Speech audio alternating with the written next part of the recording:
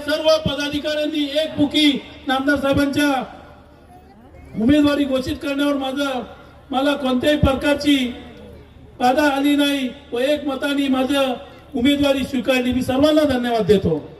खास कर मी जितूशेठ सावंतला खूप खूप धन्यवाद देतो की त्यांनी मनाचा मोठेपणा दाखविला आणि नामदार साहेबांचा व विकासशील साहेबांचा आदेशाचे पालन केलं. शिवसेनेमध्ये हेच चालतो, जे पक्ष ठरवतो त्याचं कार्यकर्त्यांनी शब्दाचं पालन करणं हे शिवसेना पक्षामध्ये आजपर्यंत ठरत आलेलं आहे. मी आपल्याला सांगू इच्छितो की येणाऱ्या निवडणुकीमध्ये आपल्या सर्वांच्या आशीर्वादाने या जिल्हा परिषदच्या मतदारसंघामध्ये न भूतो न भविष्य असा विजयी संपादन आमच्या तिन्ही उमेदवारांचा होणार आहे. त्याचं कारण आहे, आपल्याला माहितच असेल, नामदार साहेबांनी जितूशेठ सावंत असतील, अगदी मोपराशी कोकणापर्यंत कुठली अशी वाडी वस्ती नसेल जिथं मान्य नामदार साहेबांवर शिवसेना पक्षाच्या माध्यमातून विकास काम झालेला नसेल. प्रत्येक वाडी वस्तीवर विकास काम झालेला आहे आणि त्याचीच परिस्थिती आज आपण इथं सर्वजण उपस्थित आहात. मी मनापासून धन्यवाद देतो. आपल्याला माहितच असेल की ज्या प्रकारे नगरपालिकेच्या निवडणुकीमध्ये राष्ट्रवादी काँग्रेस पक्ष व बीजेपी व आणखी 3 पक्ष एकत्रित येऊन निवडणूक लढवली, त्याच पद्धतीची निवडणूक आता या जिल्हा परिषद पंचायत समितीमध्येही सुरू आहे आणि त्याच्यामध्ये आणखी एक पक्ष सामील झालेला आहे. मी आपल्याला सांगू इच्छितो, नगरपालिकेमध्ये आपण एकला चलो चा नारा दिला.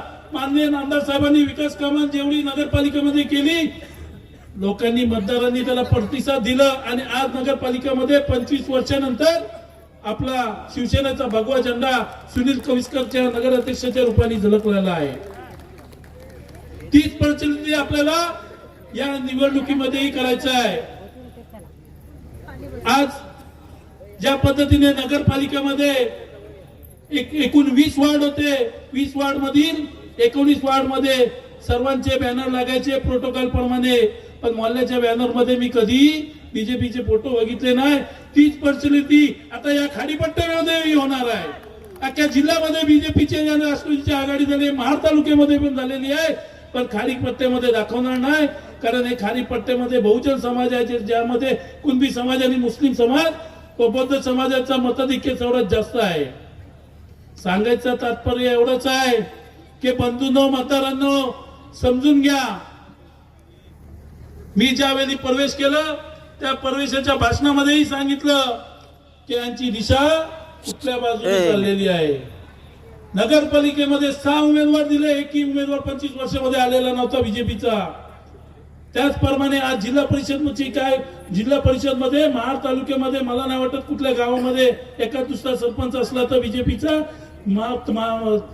कोल्हापूर तालुक्यामध्ये 1 जिल्हा परिषद पंचायत समिती, 2 पैकी या महाड तालुक्यामध्ये 2 जिल्हा परिषद. म्हणजे एकत्रित बघायला गेलो तर आपल्या शिवसैनिकांना आता एकत्र येण्याची गरज आहे. आपण सर्वजण एकत्र यायचं आहे आणि नामदार बडशेठ गोगावले साहेबांचा हात बळकट करायचा आहे.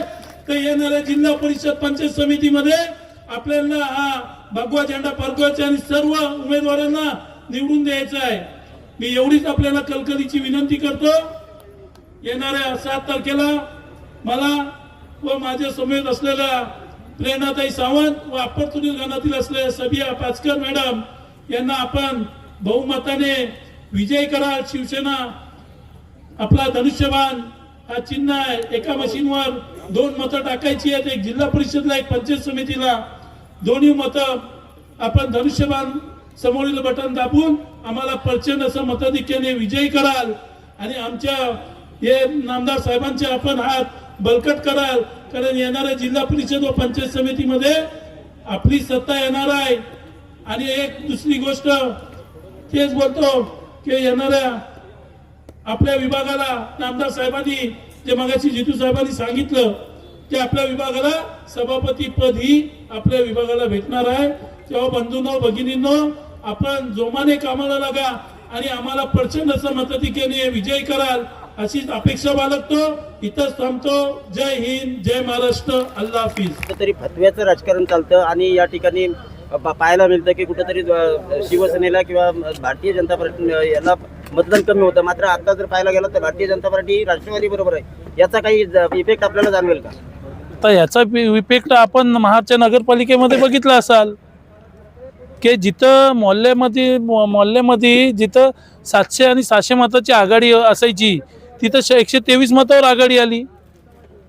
त्याच्यानंतर दुसऱ्या प्रभागामध्ये बघितलं असाल तर आमचे काही उमेदवार ठराविक उमेदवार अल्पशा मतांनी पडलेत. नाहीतर मग तिथेही आम्ही आमचे सदस्य 13 ते 14 शिवसेना पक्षाचे निवडून आले असते.